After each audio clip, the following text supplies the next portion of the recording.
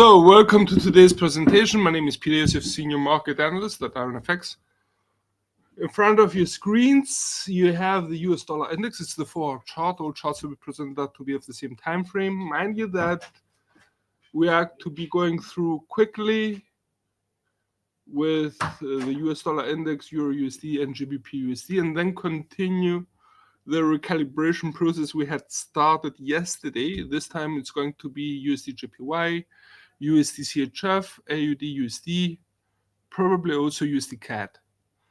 Now, with no time to waste, the US dollar index seems to have stabilized after hitting a ceiling at the 102.20. You can see it very clearly here and see how it has stabilized, practically threatening the upward trend line which was guiding the index.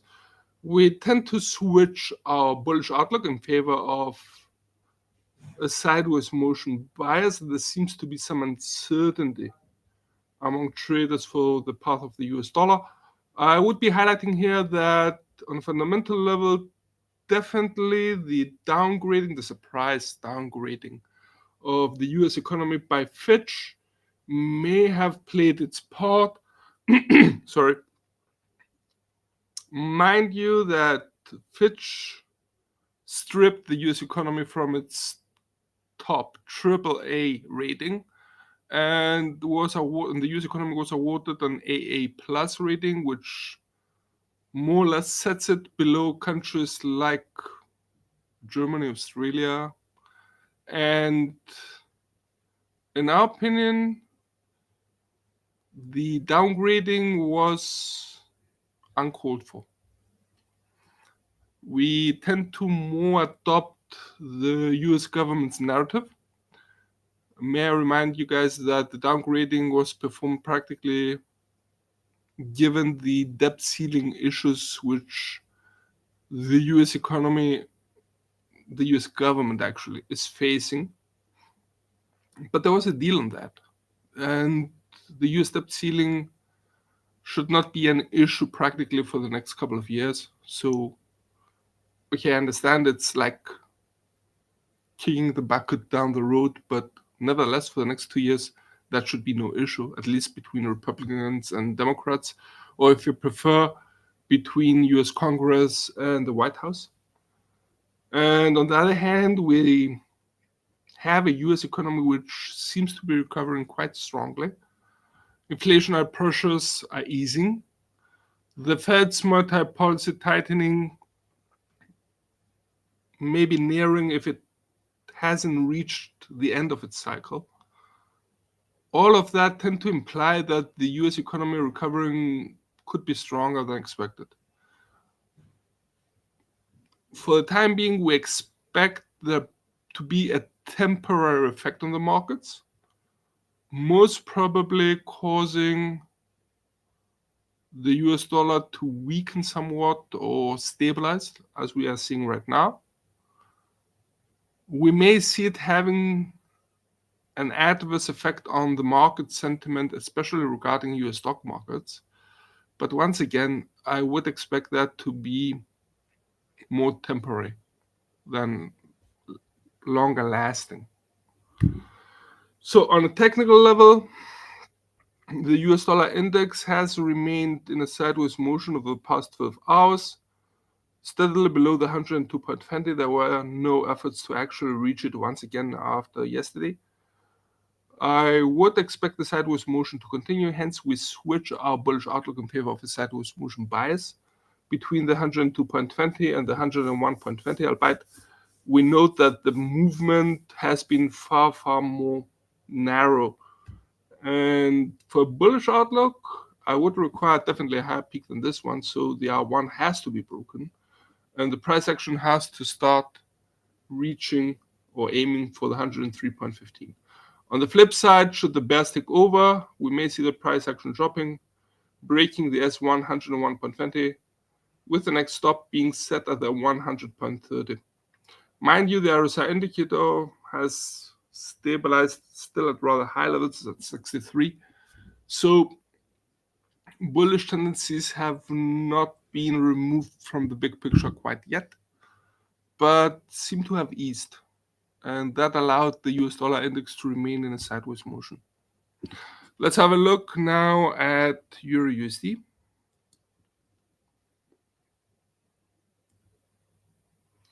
In a similar fashion, but there seems to be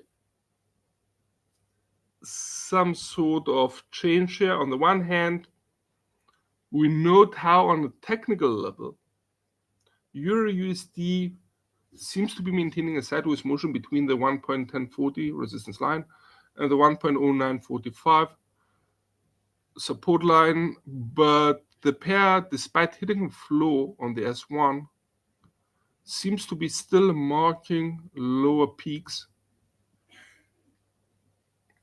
and actually testing the downward trend line guiding it. Once again, the RSI indicators has risen and stabilized between 42 and 44. So that tends to imply also some stabilization or some uncertainty in the market sentiment about the direction, which may allow the sideways motion to be maintained. Yet, I would require for a clear-cut sideways movement bias, the price action of Euro USD to actually break the downward trend line guiding it. And I have to warn you guys that it seems about to do so. Should the downward trend line be broken, I would expect initially the price action to remain between the R1 1.1040 and the S1 1.0945. That should be not much.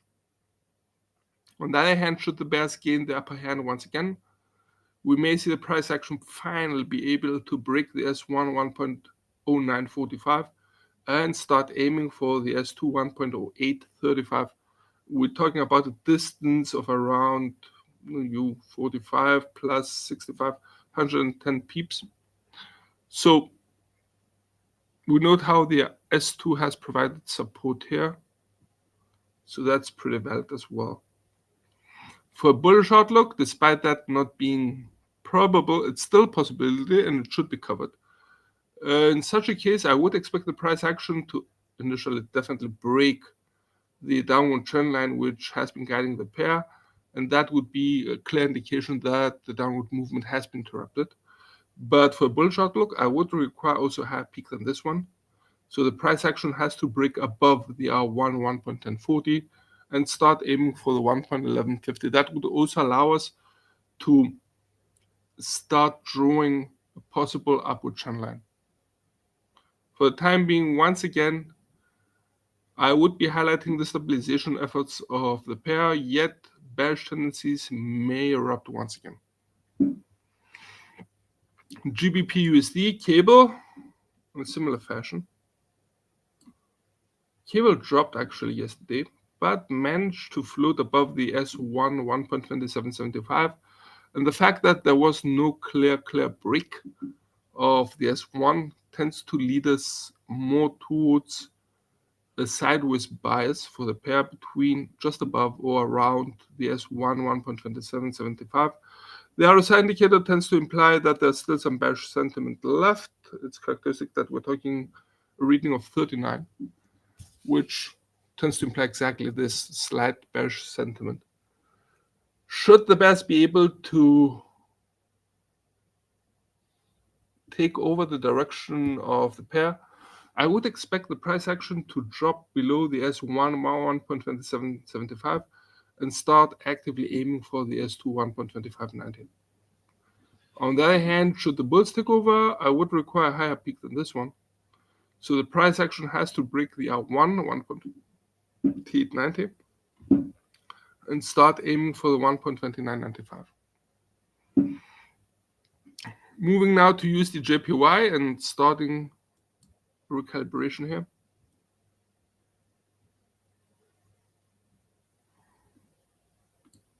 Okay, I'm going to definitely note the peak over the past 24 hours here. That's a nice resistance level, which we cannot miss out. And at this point, I would also raise the support line here, which leads to a justification of the second resist support line here. Could be a little bit lower, but it's interesting how it provided resistance here. could be set a little bit lower. This would be also quite beautiful. Note how the level here provided support a couple of times and resistance a couple of times. Definitely the S3 remains here. This is no longer useful. And let's move now to the resistance lines.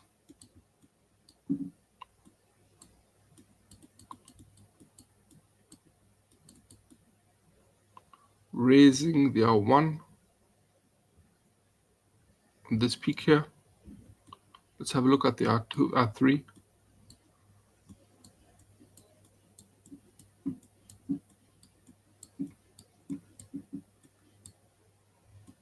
Okay, this could be higher, substantially higher actually. But it's nice to see the R2 being verified also on the downside.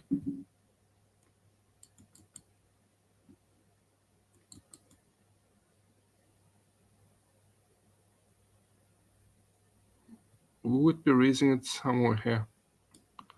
You can see how the level provided the resistance here, support here, resistance here. Could be a little bit lower.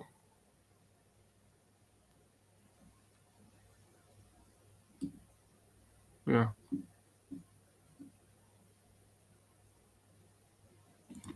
Oh, sorry. Somewhere here again.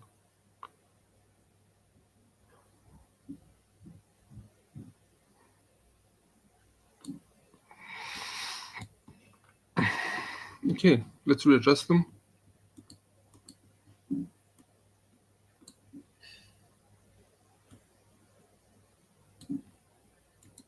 Starting with the R3, which is being placed at 147.40. Let's place a label on that.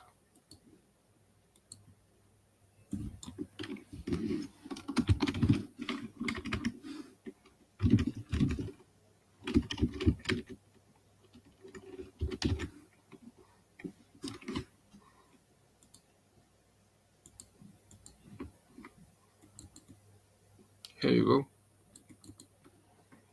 Let's have a look also at the R2.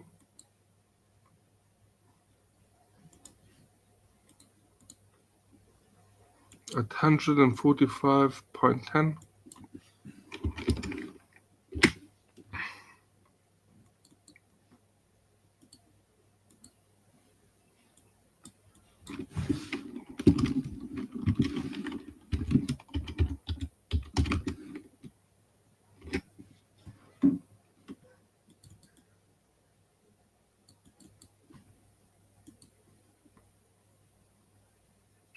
And the R1 at 143.55.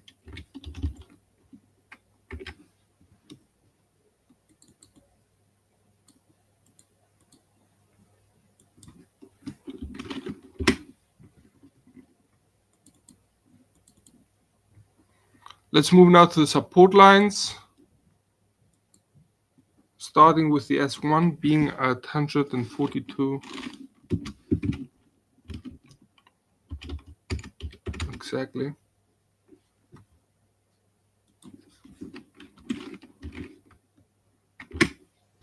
Yeah, but that should be in green. Give me a sec.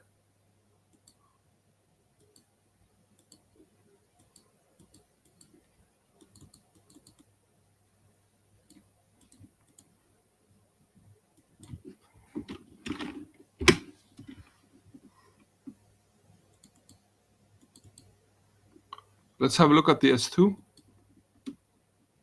which seems to be about 139.90.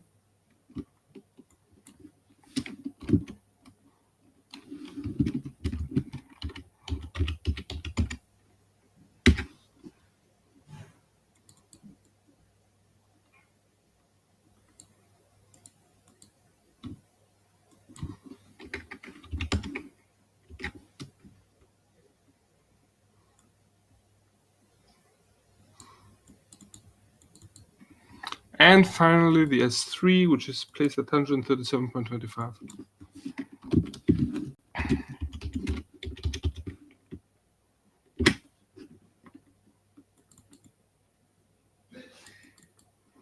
Now, it's interesting that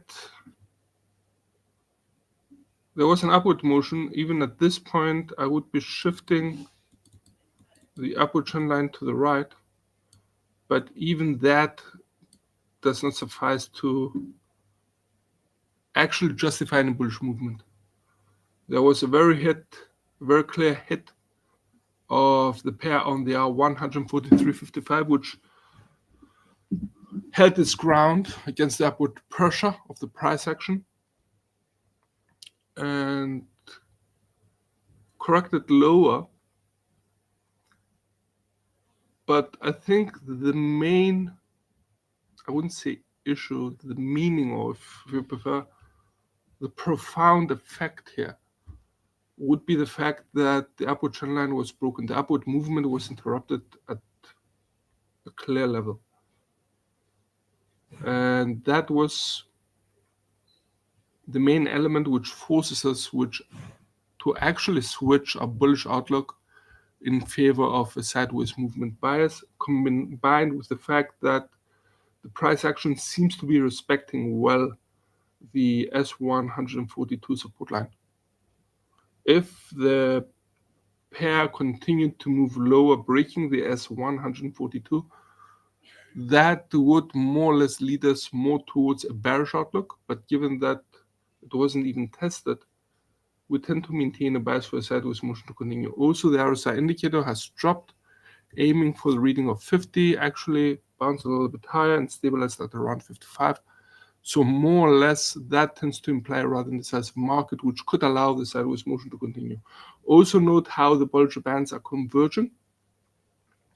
Despite the moving averages, all three of them, the 20 moving average, the 50 moving average, the 100 moving average, having a slight upward, slight to a wider or greater degree, upward inclination slope.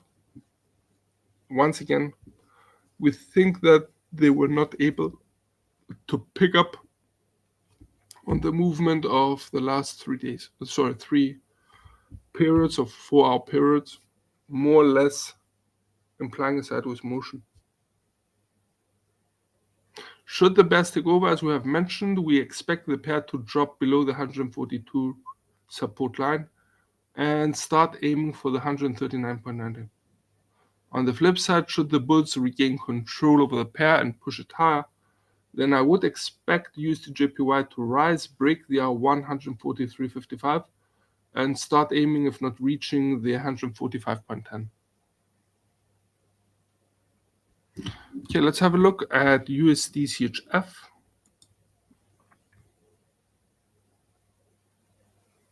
Now, it's interesting that we have a new resistance level, which is being set here definitely. I'm going to be narrowing.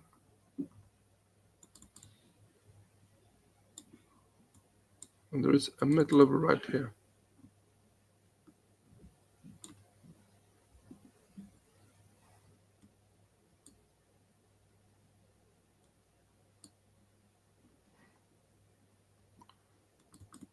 Putting this a little bit higher to adjust to this peak here.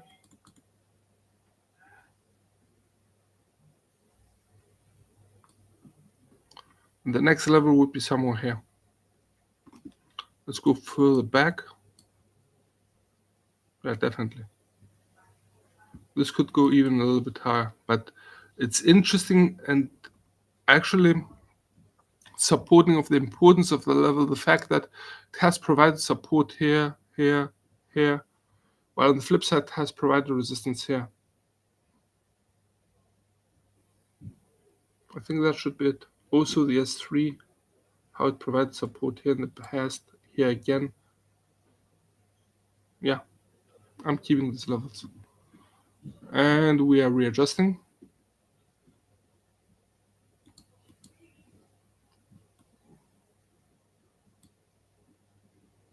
Let's set labels.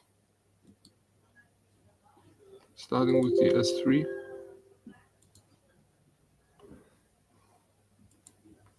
Which is now being placed at 0.8555.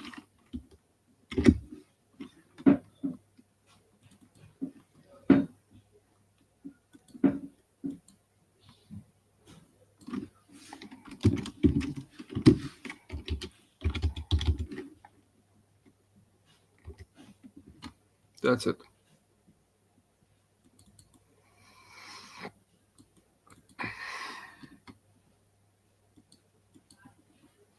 Let's have a look at the S2. Give me a sec. 86.55, 100 pips up.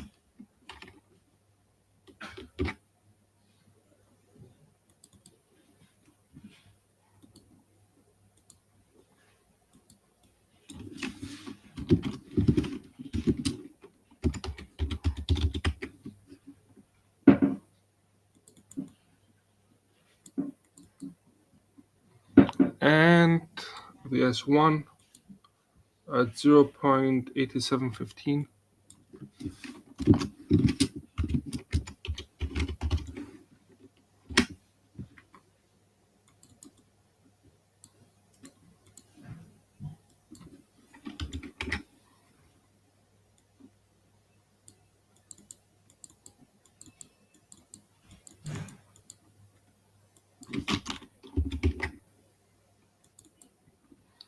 Moving now to the R1, 87.85.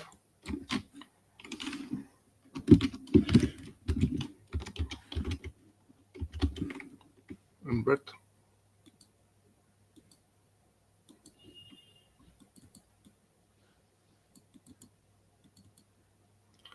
The R2 at 0.8850. A little bit far-fetched, but should do it. Yep.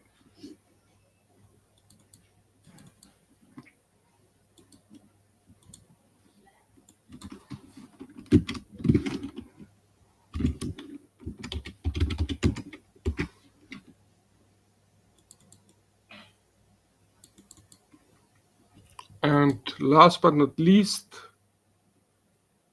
I would be highlighting the 0.8915.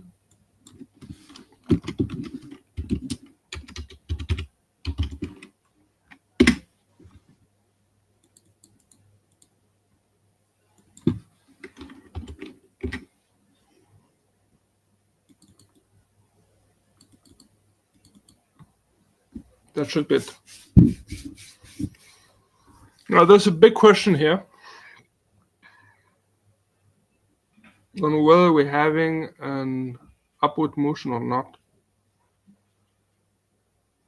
One could argue that if we drill out to the half-an-hour chart, that should be it. There's a clear movement to the upside here, which goes further back and could be extended here.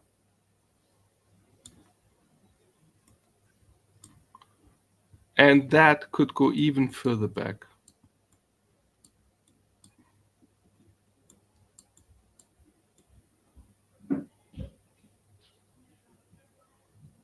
No, that was sideways motion here. So if we drill to the 4-hour chart, it would be looking something like this.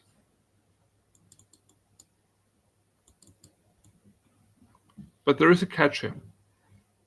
And the catch is that the pair seems to have hit a ceiling on the 0.8785.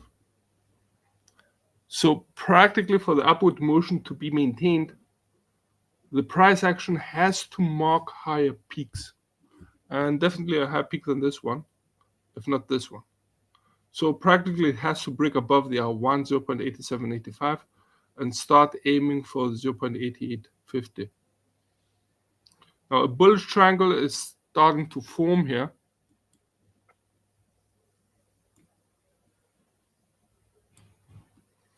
And we may expect, on the one hand, given also that the reading of the RSI indicator is a little bit high, but it has stabilized, it's still at 62.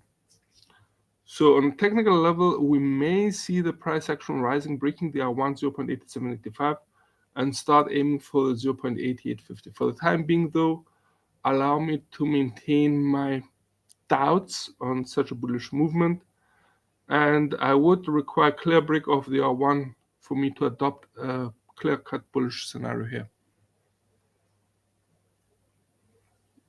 Should the pair remain in a sideways manner, which is quite a probability, we may see it practically gyrating between the R1 0.8785 and the S1 0.8715 level, which provide resistance and support in the past. On the other hand, we have to note that for a sideways motion, the pair would have to actually break the prementioned upward trend line, signaling the interruption of the upward movement more clearly. And for a bearish outlook, I would require the pair not only to break the upward trend line, but also to break the S1 0.8715 and start aiming for the S2 0.8655. Now let's have a look at the Aussie, which is quite interesting. Definitely we have to make a wider calibration here. Oh yeah. Okay, definitely we're keeping this one. It's pretty valid. It was providing support and resistance in the past, so it goes both ends. This one will have to be turned into support line, as will this one.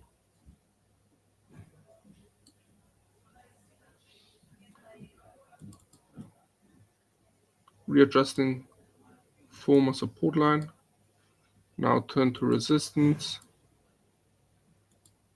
in red.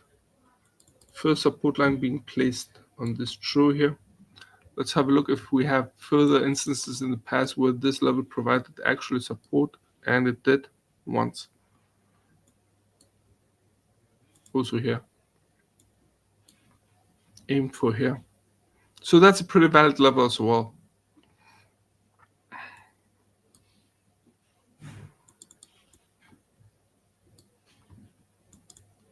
I'm going to be widening the support line substantially, placing it down here. That's the second support line, so it should be in green anyway.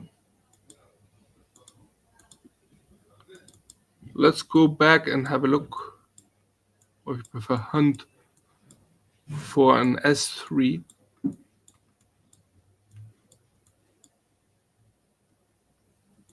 And we have a winner. Here it is. A very beautiful downward motion, which was interrupted here and pushed back upwards. Okay, let's readjust the chart. Let's place some labels here. Starting, with the R3, which is now being placed at 0.6820.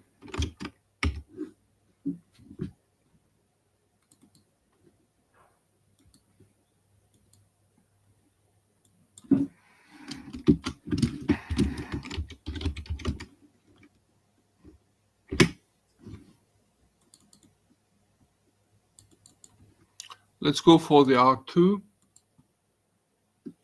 at 0.6730.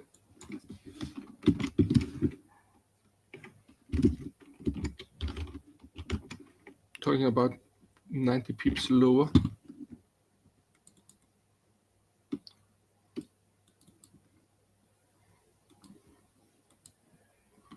Then we're going to the R1. First resistance line being placed at 0.6640.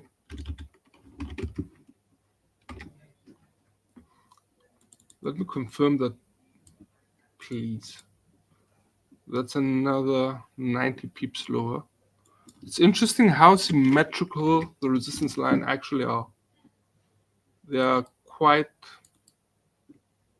the distances between them are quite the same. We're talking about 90 pips each, which is not the case with the support lines. But anyways, symmetry is not the main effort here, the main aim. Starting with the first support line, being placed at 0.6565.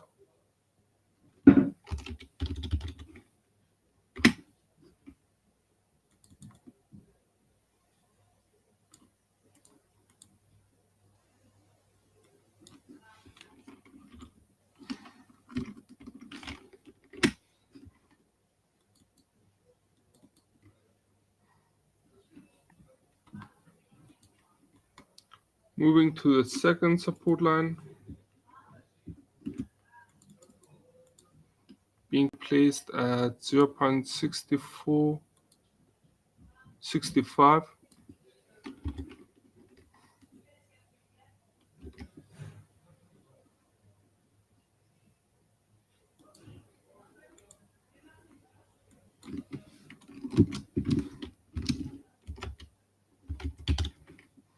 $100 pips lower. And the narrow one, which is the S3, and it's being placed at 0.6385.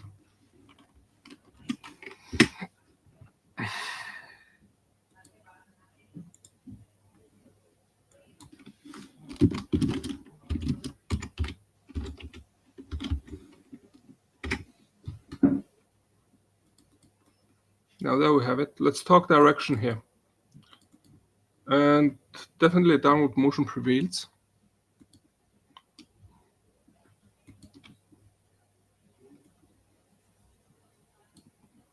You can see how the pair forms lower peaks and lower troughs. The RSI indicator is just below the reading of 30. It's currently at 28, more or less highlighting the bearish sentiment of the market for the pair, which tends to concur with the downward motion and could intensify it, in which case we may see the price action dropping, breaking the S1 0.6565 and start actively aiming for 0.6465. I would be highlighting here that the reading of 28 for the RSI indicator could also be implying that the pair has reached oversold levels and may be ripe for a correction higher. But as long as the correction higher does not break clearly in a consistent manner the downward trend line, it remains a correction, nothing less. The trend doesn't change. I would be noting here that for a bullish outlook, I would require the pair to rise, break the R1 0.6640, break the downward trend line, signaling the interruption of the downward movement, but also start actively aiming, if not reaching, the 0.6730, a level that provided the upward resistance, the necessary resistance to the upward motion back here. On a fundamental level, there are a number of issues for the Aussie which tend to weaken it. And say, for example, on a monetary level, we had RBA's interest rate decision yesterday, and markets' expectations about the bank reaching an end, or if you prefer, an extended pause of its rate hiking cycle, tend to solidify. And that tends to weigh on the Aussie. Also, I would be noting that the recovery of the Chinese economy, with special focus being on the manufacturing sector, seems to be facing headwinds, given that we had the PMI figures of the NBS, National Bureau of Statistics, and the Gaixing manufacturing PMI figure, both showing a contraction of economic activity for the Chinese manufacturing sector, which more or less could also imply a low amount of exports of raw materials from Australia towards China, something which definitely does not bode well with the Aussie traders. I would be highlighting as the next big risk event for the Aussie the release of Australia's June trading data. That's due out tomorrow during the Asian session, and should the trade surplus narrow substantially, that could weaken the Aussie also, could have a bearish effect on the Aussie. Other than that, overall, there seems to be an alignment of both technical and fundamental towards a lower or weaker, if you prefer, Aussie. So that should sum it up for the day. Tomorrow we'll be having a look at USD CAD, the Kiwi, probably gold as well. From all of us here at IronFX, best wishes for solid trading.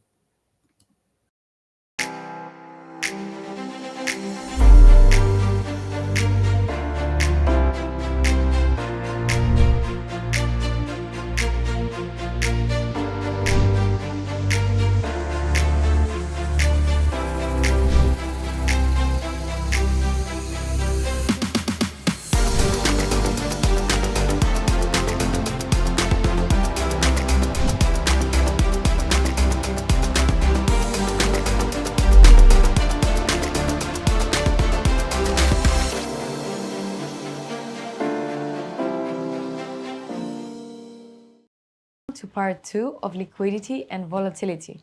In this video, we will talk about volatility in Forex. So what is Forex volatility? In simple terms, volatility refers to an up or down market movement. For example, you expect a stock to be at one price, but it drastically goes up or down over a short period of time. This is considered a standard deviation from the expectation. Such a movement reflects volatility, assuming that there are remarkable changes in the value of a position. This is called a highly volatile position. On the contrary, when the position is stable, this is referred to as low volatility. Uncertainty is one common factor causing high volatility. However, if a position is highly volatile, it will potentially generate more revenue. Of course, it goes without saying that in such a case, you should be aware of the risks involved.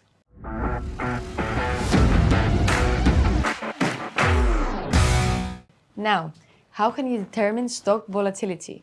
You should just trade the trend. Keep in mind that when we refer to volatility, we refer to swings. You should look at the volatility index chart and determine how serious the price fluctuations of a stock market are. The sharper the ups and downs of a stock, the more volatile it is. Volatility is important as it helps you understand if a stock fits your trading portfolio and goals or not. All in all, it is either an extreme ride or an easy slide. Your choice. Thank you for watching. Stay tuned for more videos.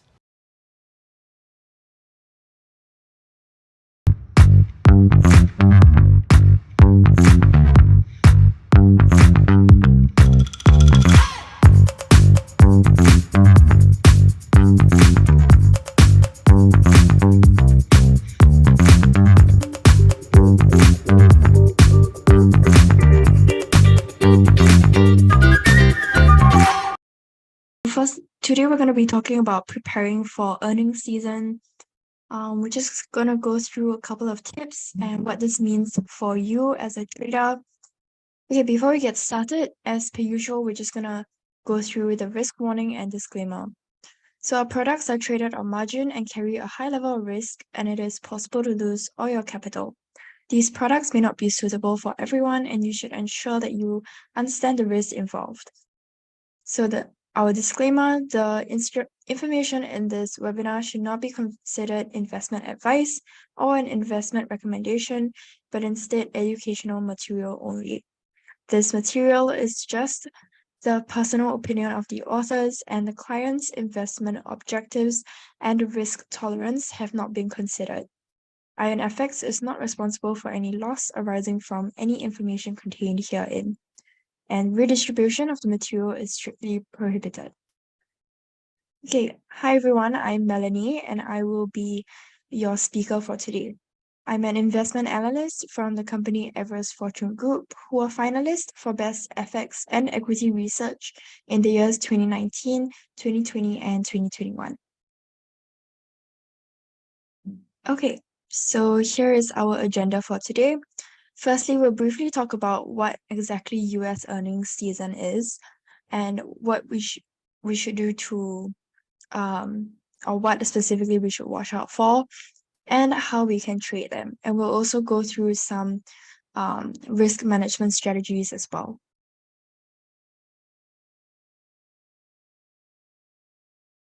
Okay, so what is the US earnings season? The earnings season is the period of time during which a large number of publicly traded companies release their quarterly earning reports. So in general, each earnings season begins 1 or 2 weeks after the last month of each quarter. So December, March, June, and September. So what does this mean for investors?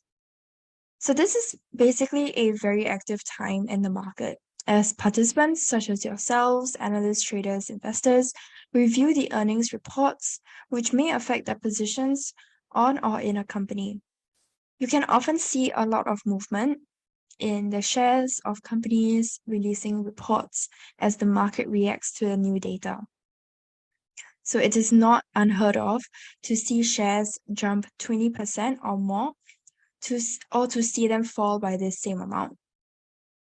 So it's also a highly active time for the financial news media, such as CNBC and the Wall Street Journal. There is extensive media coverage of the major earnings releases, from a general recap of the earnings to a report on whether the companies missed, met, or beat analyst expectations. So some traders look forward to the earnings season, as it can be a period where they confirm the positions they have placed. For example, shorting a stock before earnings and watching the price drop can be beneficial, as the psychological drop will usually trigger a sell-off. Conversely, a ramping up in production or revenue could result in a swift upward trajectory or stock price. So other investors sit out the season entirely, as there are too many human factors at play. So there's just some things for you to take note of as well. So for this year, July 2023, the second quarter earnings season has begun in earnest during the second full week of July, led by banking giants JP Morgan, Chase, Wells Fargo, and Citigroup. Analysts at US financial data group FactSet estimate an earnings decline of negative 7.1% for the S&P 500 companies, which will mark the largest earnings decline reported by the index since the second quarter of 2020. Okay, so this is the update or the current situation that we are facing. What exactly can you do to, as we await more earnings report releases? So these are just 3 tips or 3 things that you can keep a lookout for. So firstly would be the performance of bellwether stocks. Second, earnings recession, as well as thirdly, the earnings and stock index weighting. So there are a number of factors that you can look out for in companies' earnings reports, but traders should be the most mindful of performance of the largest bellwether stocks, as well as understand the significance of an earnings recession in a given stock and grasp how a stock's earnings announcement might impact a relevant index depending on the weighting of the given security. So we might go and look into DXY as well later on after we are done with our slides. Okay, so let's get into it. Firstly, we have performance of bellwether stocks. So some examples of bellwether stocks would be FedEx, which most of us are familiar with. It's a shipment company for consumers as well as businesses internationally. Next, Caterpillar is the world's largest heavy-duty machinery maker. It's viewed as bellwether given that it has a large exposure to construction, manufacturing, and agricultural industries, particularly in China. 3M, gauge for the health of the manufacturing sector, as well as Apple, which we are all familiar with. So when analyzing company earnings, it's important to look out for these stocks similar to these, because it can be seen as a gauge of the performance of the macroeconomy. So while the status of a bellwether stock can change over time, the largest and most established companies are typically considered a bellwether stock. So these are the examples that we've given, but of course there are others as well. Okay, next we have, we should look out for the earnings recession. So what exactly is the earnings recession? It's basically categorized as 2 consecutive quarters of year-on-year declines in company profits. So it's important to note that while earnings are an important factor in the stock market returns over the long term, an earnings recession does not necessarily coincide with an economic recession. So the chart that I've included here from Thomson Reuters data stream shows that in the past 6 earnings recessions witnessed in the US, only 2 had coincided with an economic recession. So the blue circles that you see here show where there was an earnings recession without an economic recession, while the red circles represent where both earnings and economic recession occurred simultaneously.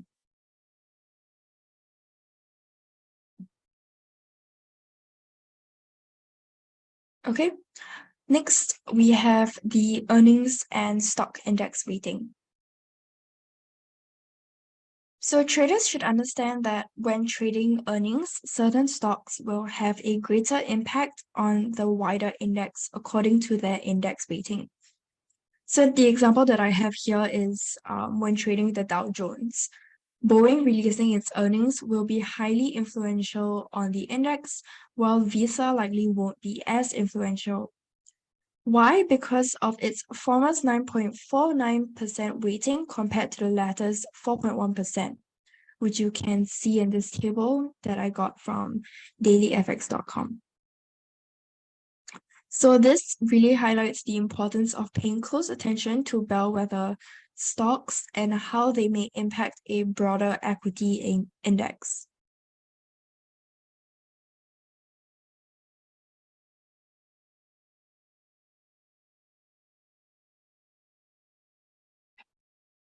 Okay, so how exactly are we going to trade using all of the information that we have? So we've simplified it into 3 simple steps. Firstly is to select a specific company to focus on, or set of companies. Secondly would be to do your research, and thirdly would be to formulate a trading strategy and follow it. So firstly, choose companies to focus on. This is pretty straightforward. It's advisable for traders to go for a small number of companies, perhaps stocks that you are already familiar with or trade already, and find the dates on which their earnings will be released.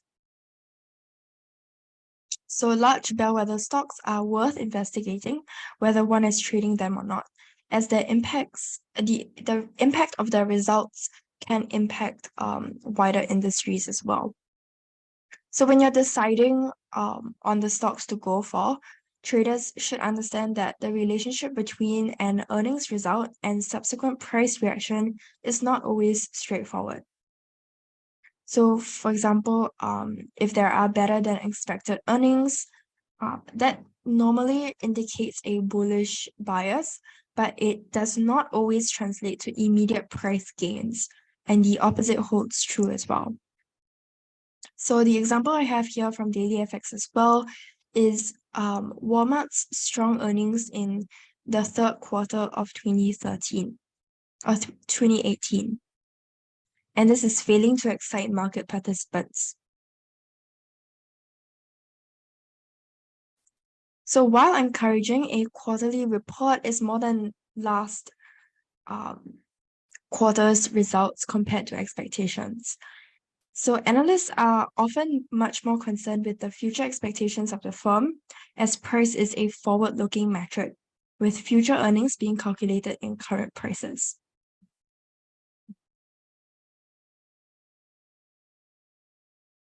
So if we think about it that way, then it becomes much more reasonable when investors like yourselves perhaps shy away from a stock with strong results for the past quarter, but an abysmal outlook for the future.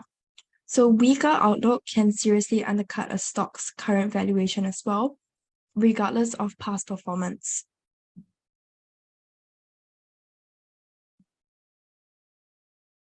Okay. Next, we have doing your research. So this ties nicely with our fundamentals analysis as well. So doing your stock research properly will involve looking at estimated earnings for your chosen stock. It also involves comparing these earnings with the analyst's expectations. Traders should also make sure that they look at historical figures to get a feel for how the market has responded to releases in the past. So while earnings season is typically thought of in terms of what the results mean for a single stock, the season as a whole can also offer important takeaways. So one such takeaway is information is offered on a company-specific basis, but common themes can ring true throughout. So one such headwind would be our recent coronavirus, or perhaps geopolitical tension in specific areas. So these can combine to form a wave of worries across all sectors or specific sectors, if the impact is big enough. So traders should investigate how such headwinds impact on one sector or stock compared with others. So another example would be perhaps many industries suffered greatly during our pandemic, but March 2020 saw Greece-based tanker vessel operator Topships Inc. experience a surge in product demand in areas such as cleaning supplies as well as paper products, leading to increased shipping requirements. So this in turn created higher trading volume and volatility. Okay. Lastly, formulating a trading strategy and following it. So formulating a trading strategy for earnings season should include a methodology for entry and exits, profit goals, time spent trading, and a risk management plan. Trading earnings reports is typically difficult and risky. So for some, trading around the event may not suit their risk profile. And so any position taken should be adequately hedged and definitely include a stop loss. So with that said, volatility can of course also create unique circumstances. So it can also provide opportunities for a few specific strategies as well. Okay, when formulating a strategy for earnings season, traders should be aware that quarterly earnings are capable of seriously uprooting an ongoing price trend due to their relative infrequency and importance. So this often causes traders to position for severe price swings, evidenced by heightened implied volatility. So we'll go through a couple of stop loss strategies or risk management strategies that you can implement into your trading strategy as well. And these are not specific to only earnings season or stocks, but of course, for Forex or your commodities as well. Okay, so firstly, we have the most basic, which is proper stop loss and take profit placement. So proper stop loss and take profit placement is crucial to ensure that you maximize your wins and minimize your losses. So for stop loss, it should be placed beyond the resistance area, while take profit should be placed before. Okay, here is just an example for you to look at as well.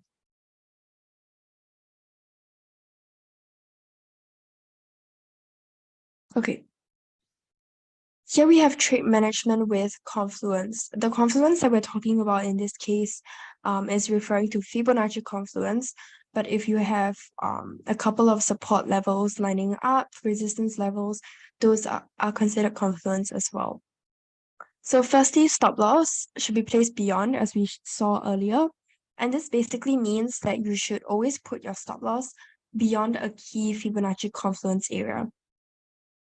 So the reason for this is because more often than not, price is attracted to such strong areas of Fibonacci confluence. And if your stop loss is right before instead of beyond it, you will most likely get stopped out before the market reverses.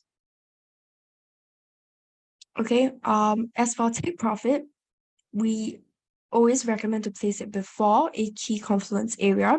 And the reason for that is because when price reaches a confluence area, there's a high chance that it will not be able to go beyond it. And instead of reaching your profit target, it reverses back to your entry instead. Or even worse, your stop loss. This is also one of the reasons why people complain that the market is being manipulated because they miss their take profit by 1 or 2 pips. Okay, now we'll take a look at a couple of dynamic take profit placement examples, just to show you guys a couple of real life price examples. Okay, So here we have a negative 27.2% Fibonacci expansion that lines up nicely with the 127.2% Fibonacci extension. Okay, you can see this over here at this blue highlighted area. So that's where we've placed our take profit. And as for our entry, we've placed it at this overlap area. So an overlap resistance in this case basically means that you have a swing low that lines up nicely with a swing high. Okay, so our entry is a pretty strong level since price has tested it many times before. And then our stop loss is just at this swing low here. So the take profit, we've placed it above the confluence area. And you can see when price moved up, okay, this is the before, right? We're expecting price to bounce off of the entry and hit towards our take profit. But in this case, we placed our take profit before the confluence area. And you can see it reversed off and it missed our take profit by a couple of pips. Okay, it did exactly what we expected it to do, but it reversed off because of the strong resistance area over here. So in this example, we place the take profit under it instead or below the confluence area. And you can see price hits our take profit nicely before reversing back down to our entry. Okay, so that's just one example of a risk management strategy. The next example we're going to be talking about is break even. So just really quickly, because this is not a risk management webinar, but we're just giving you some examples of how you can implement this into your trading strategy for earnings season as well. So break even is a level where you are in profit and recognize that there's a risk of a reversal back to your entry. So it's basically you saying, if I'm right, price should go all the way to my target, but if it goes back to entry and you are wrong, then you should get out. So firstly, we have our entry. So our entry is over here at this blue dotted line right over here. So we go in for a buy at this double swing high resistance. So it goes up and then it fluctuates a little bit, and then instead of shooting up towards our take profit, which is represented by this green area here, instead of going all the way up, it actually reversed down. So when it reversed down, this specific area here at this swing high, level is our break even. And it's our break even because we see price reverse back down. So we panic and then we put our stop loss originally is here, but because it reversed over here, we want to place our stop loss over here instead. Okay, and then it reversed off, it hit it back up, and we think maybe there's a possibility that price is gonna hit our take profit here, but it doesn't. It reverses down and you get stopped out here. But it's fine because even though price you've been stopped out, but you still you didn't make a loss in this case. Okay, I hope that was clear what exactly a break even is.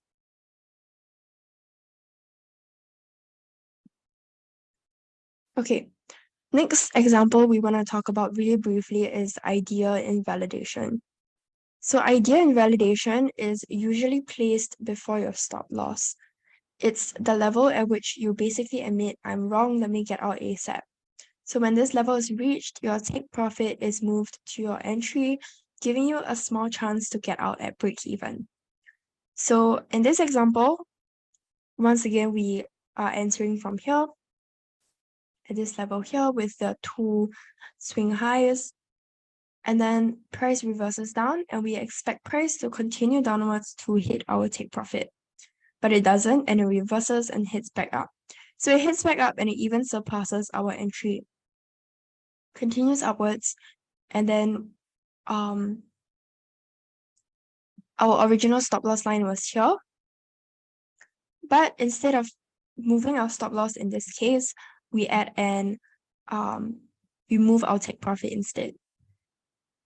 Okay, so what we mean by this level, the purple level, is our ideal invalidation level, is that it's basically at this point where we realize that we want to get out of the trade.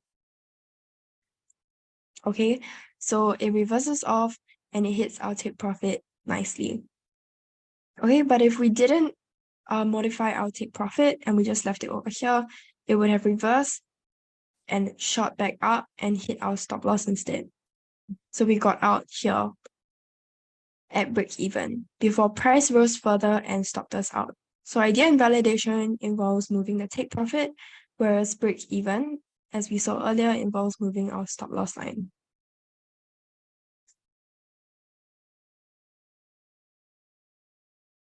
Okay, I hope that was clear. We go more in depth into the different kinds of risk management techniques in our risk management webinar series. So you can stay tuned for that if you've missed those before. But yeah, this is just a brief run through of some of the techniques that we use. Okay, so just a bonus slide, some tips for you to take note of is to firstly know the expected results. So keep up to date with the releases. Secondly, stay alert to surprise announcements from the respective companies. Thirdly, be aware of spillover effects between stocks, since especially for stocks within the same industry, a release of one stock can definitely impact the earnings report of another. Next, consider volatility over the bearing of an expected move. So you should definitely be aware of what the expected number is, as we mentioned earlier, and then be careful, or rather take note of whatever volatility that follows the release of the earnings reports. Okay, and that is all for our slides. Now we're just gonna get into some of the setups for this week. So we have a request for Brent oil. I think we'll look at DXY as well, since we're talking about the US earnings report as well. Okay. So we'll do Brent oil first. And if there are any other requests, let me know in the chat.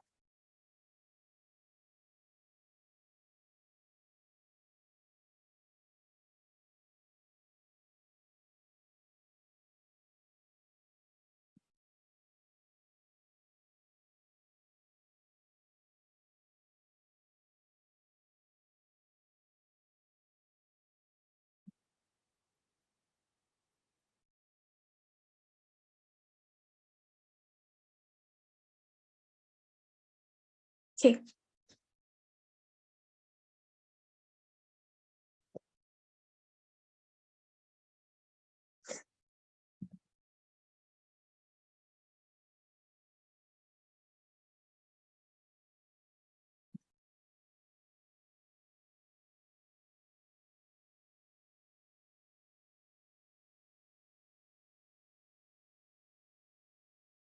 Okay, let me just check to see if you guys can see my chart. Okay, all good.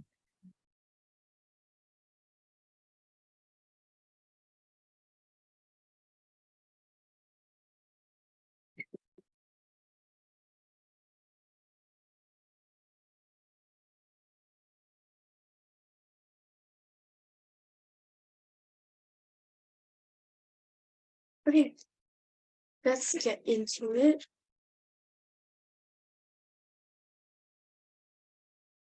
So as per usual, we want to look at the higher time frames first, just so we get an idea of where prices are headed.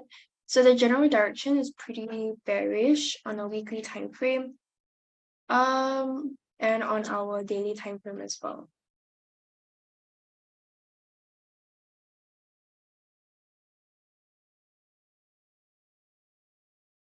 Let me see if we have a trend channel on our.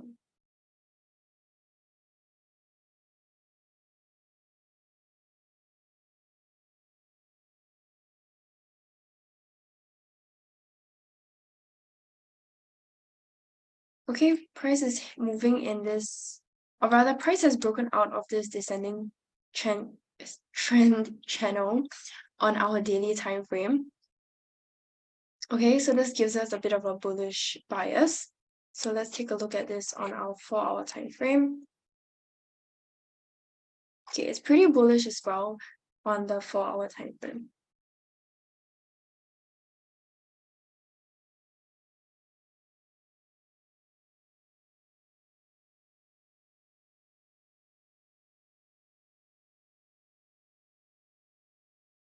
Okay, no trend channel.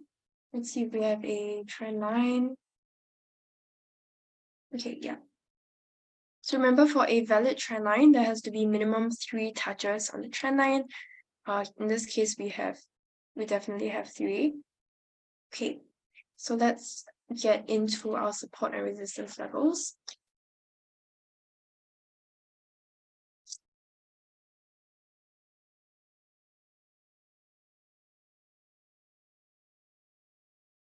Okay, so for my first resistance, I'm going to place it at the closest swing high to where price is currently at, and I'm going to try and pull it all the way back as far as I can without cutting too many candlesticks. Okay.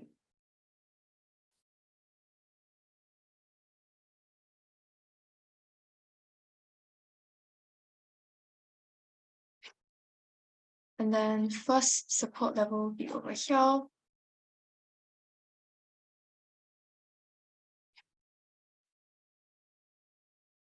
Second support maybe here.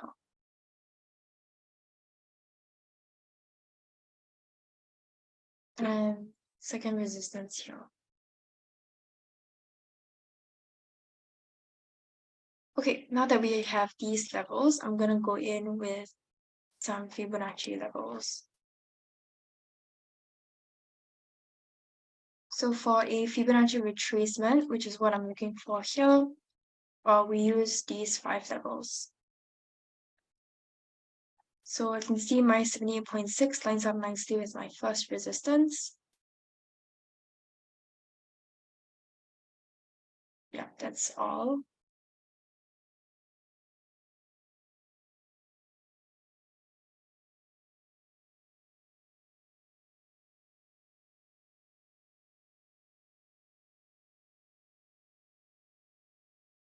Next, I'm looking for a projection.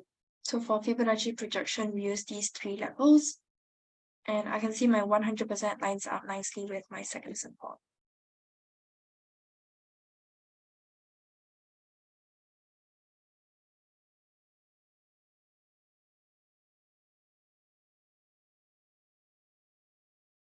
Okay, my 61.8 also lines up with my first support.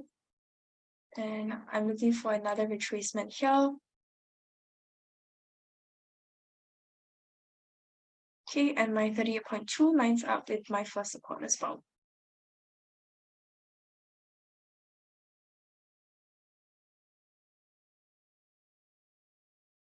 Okay.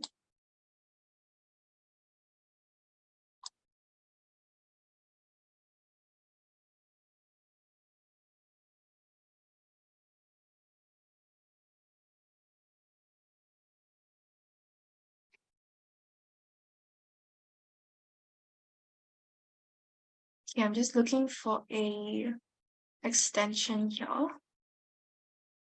Okay, and my 16. So for Fibonacci extension, we use these 2 levels, 161.8 and 127.2. And my 161.8 lines up with my first resistance. So you can see that I already have this huge area of resistance here because I have so many levels that line up.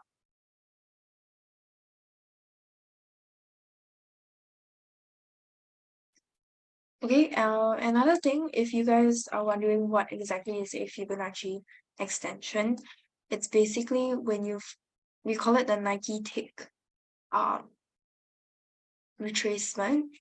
So when you have a shape like this, or perhaps if it's inverted, it will be like that. Once it has retraced 100% of the head, then you can use this method, and it's to project where prices are going to bounce off of. So it bounced off of the 161.8, as we can see here. And earlier I used the 127 as well, but it was over here, so it didn't have any effect. Okay, that's for extension. Let's see if we have anything else.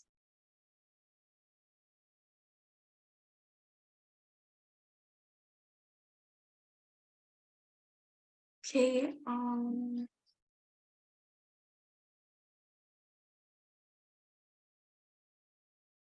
okay, no. Okay, that's all the Fibonacci levels that we have here. So we can see this huge confluence area here is what is pushing price downwards, but it's not likely to, or rather we don't see any signs of price breaking out of this ascending trend line.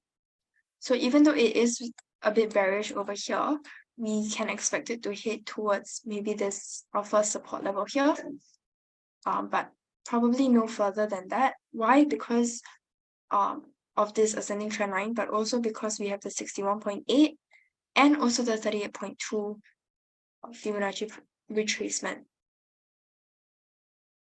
Okay, so now let's pull in some indicators to support this.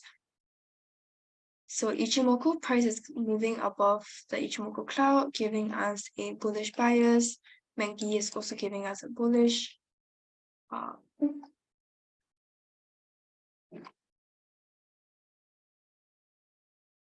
Okay, I accidentally clicked on the SMA, but it does look like price is breaking out of it. So it's breaking out of our moving average, and it appears to be moving below it instead. So it's giving us a bit of a bearish bias.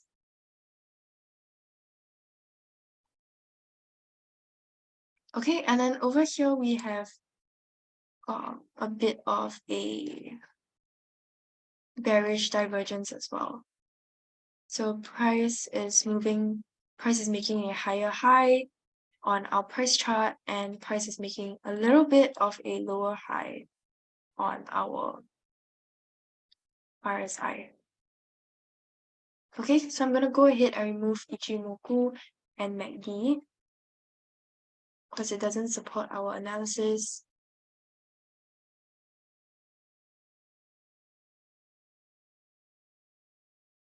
Okay, yeah, I'll definitely look into gold as well.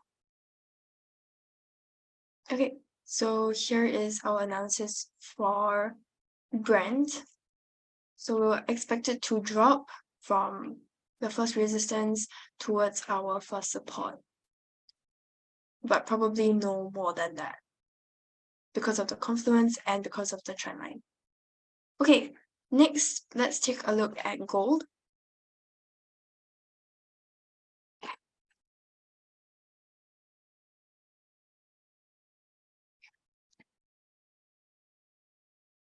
Okay, same thing, we're gonna look at the weekly time frame first. Prices are pretty, okay, it looks like prices are headed upwards, quite bullish over here.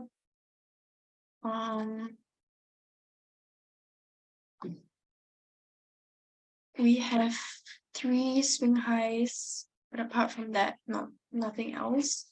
Okay, here's our daily time frame.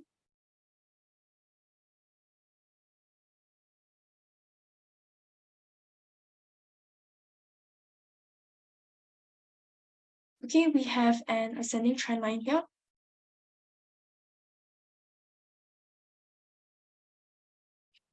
Okay, let's see. So pretty bullish on both the weekly as well as the daily time frames. Okay, let's take a look at the 4 hours as well.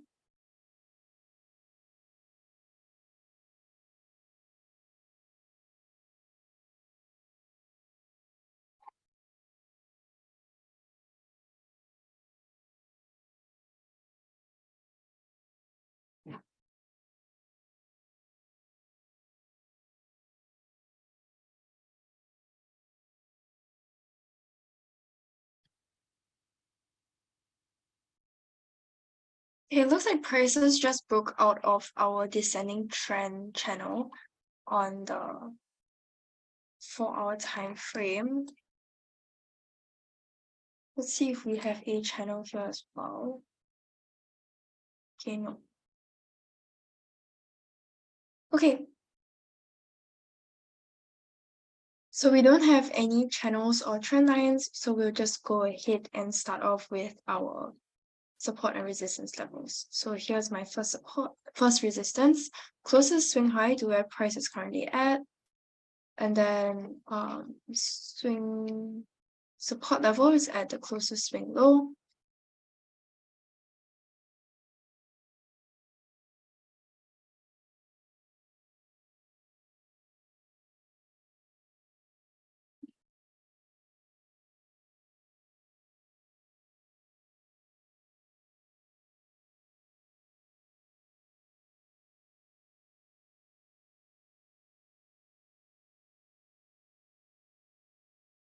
Okay, I'm just gonna highlight this level as my intermediate support level.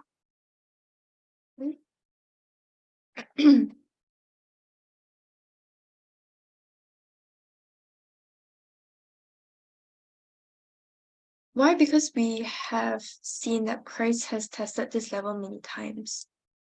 Okay.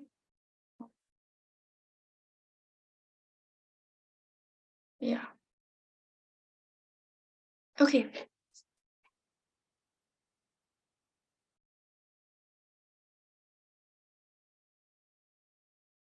So we're likely seeing a buy towards our first resistance over here. Okay, let's see if we have any Fibonacci levels.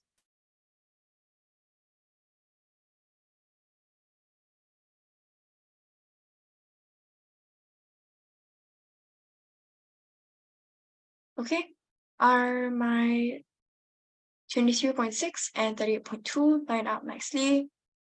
And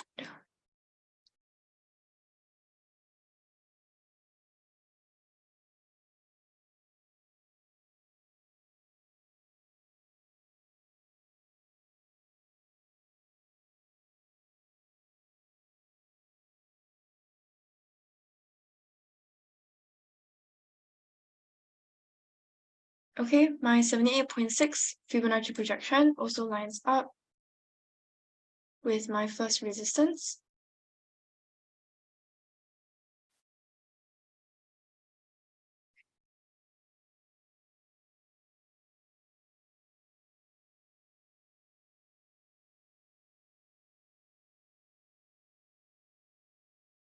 Okay, my 50% lines up.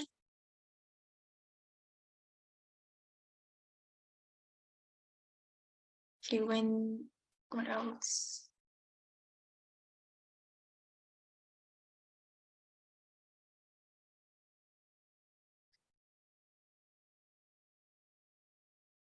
Okay, I think that's it. So now that we have these levels,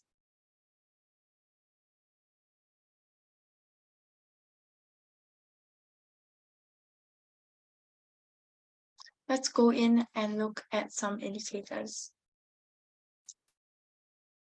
Okay. Ichimoku isn't really telling us anything now because it's moving within a cloud. But it does look like it's breaking out and moving above, but only when it's moving above then we can confirm that it's bullish. As of right now, MACD is also bullish. RSI.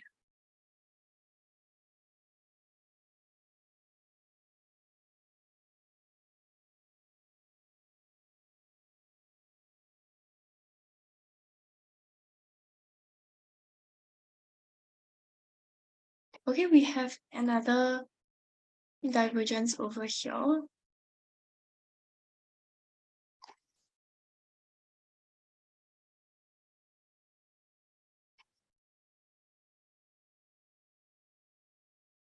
Okay, price has made a higher low. Whereas on our RSI, it's made a lower low.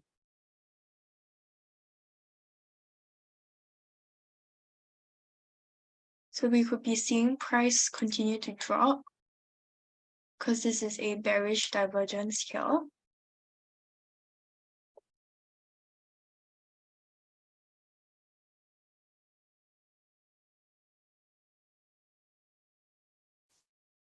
Okay, but on our SMA, it's moving above the line as well.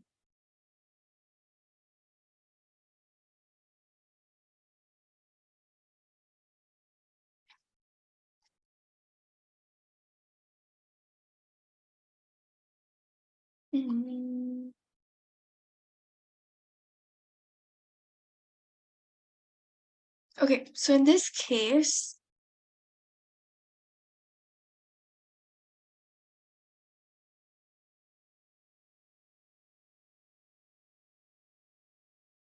we can probably expect price to continue to go up towards our first resistance here. Because of all the upward pressure we've seen on the daily and weekly timeframes that prices are pretty bullish, and we want to trade. We normally like to follow the general direction of price. And on our SMA, we can see price is bullish on our MACD as well. But our RSI doesn't support our analysis, so I'll just remove that. And then we can also keep an eye out on our Ichimoku indicator as well, because it does look like price is breaking out over here.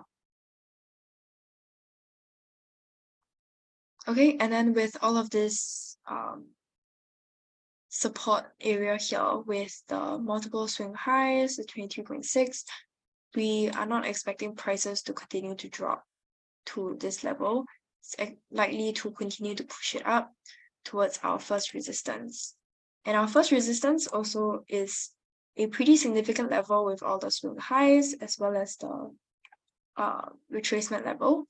So it's likely to attract price towards that area. Okay, that's all for gold.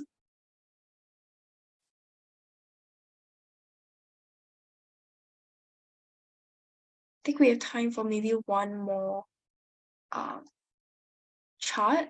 So if there are any requests, feel free to let me know in the chat.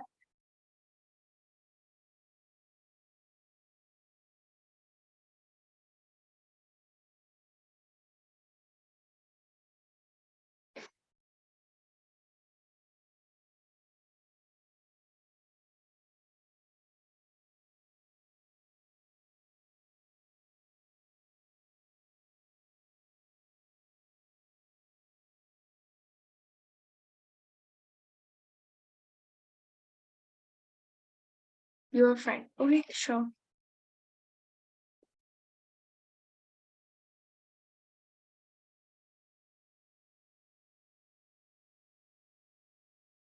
Okay, weekly time frame, it's pretty bullish, bearish, as you can see. Okay, daily time frame, pretty bearish as well.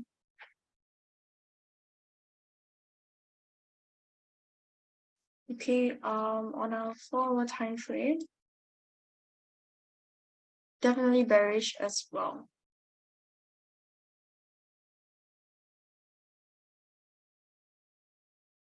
Okay, let's go ahead and add some support levels.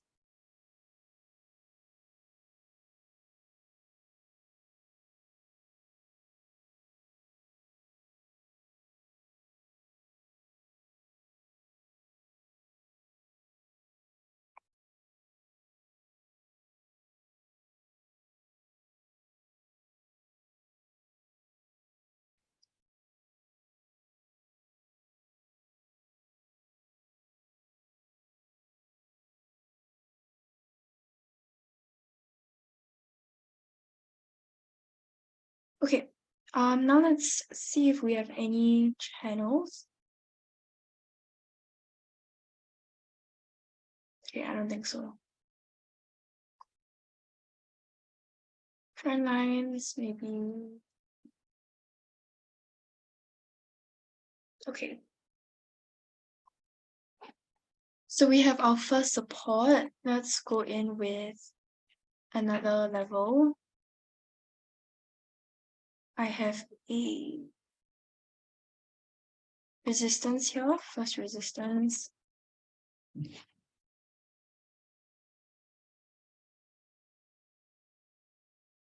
Okay, it's a bit hard to analyze on this chart because there are no previous levels for us to take note of. So we're just gonna jump right into our Fibonacci levels.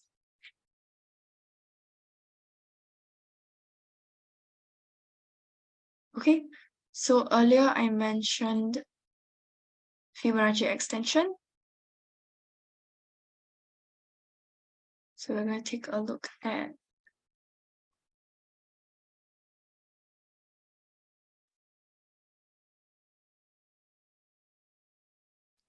okay, I have my first resistance here.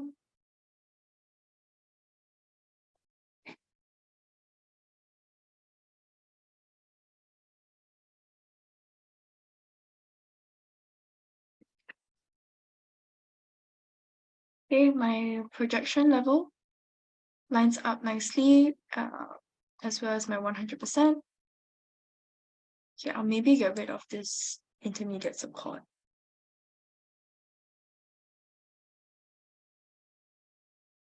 So I remove my 127 as well. Okay, let's see if we have any other levels.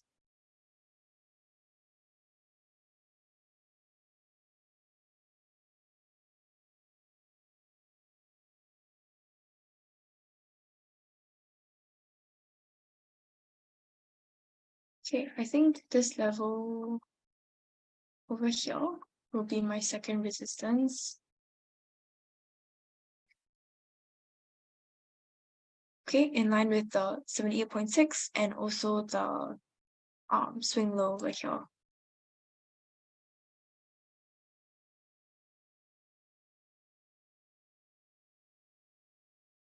Okay, I'm gonna add my first support over here. And then this will be my second support, just because it's a bit closer to where price is currently at. Okay, now let's go in with some indicators. I'm pretty sure everything will be bearish. So we have price moving below the Ichimoku cloud, bearish and bearish as well. Let's take a look at RSI.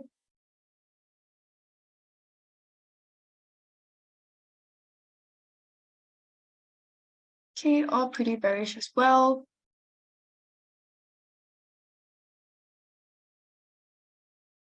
Okay, so we can expect price to continue moving downwards towards our first support because of all of the downward pressure from this descending trend line. Excuse me, from this let me highlight it, this resistance area, because of the confluence area as well, 61.8 Fibonacci projection and also the 161.8 Fibonacci extension. So we have that, and also our indicators all giving us very bearish signals, so we can expect it to continue to drop to our first support. Okay, that's all the time I have for today. I hope you guys found it helpful and learned something today, and I will see you guys next week. Thank you guys. Have a great rest of your week. Bye.